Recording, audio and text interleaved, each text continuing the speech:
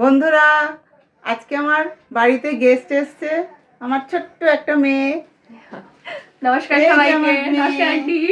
Hello everyone. बेटा, कैसे हो? एकदम बेस्ट। तो आज मेरे लिए क्या रान्ना होगा? আজকে আমি তোমার জন্য বানাবো চিকেন পকোড়া আর গরম গরম চা। উপকরণে আমি নিয়ে নিলাম সামান্য একটু হলুদ, নুন, চিনি আর কর্নফ্লাওয়ার, পেঁয়াজ, আদা, রসুন, কাঁচা লঙ্কা কুচি আর একটা গোটা ডিম আর 300 গ্রামের মতো বোনলেস চিকেন।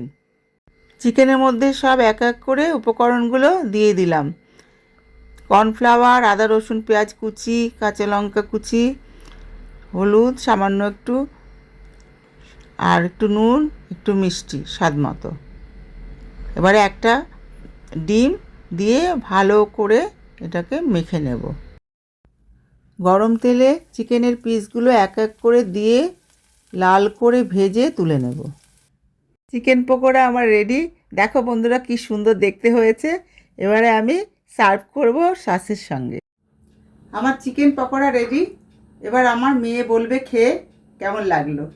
হ্যালো, আমি অনেক দিন ধরে দেখছিলাম আন্টির রেসিপিগুলো অনলাইন আর আমি আর থাকতে পারলাম না। I wanted to try it in person. So let's go. It's very hot.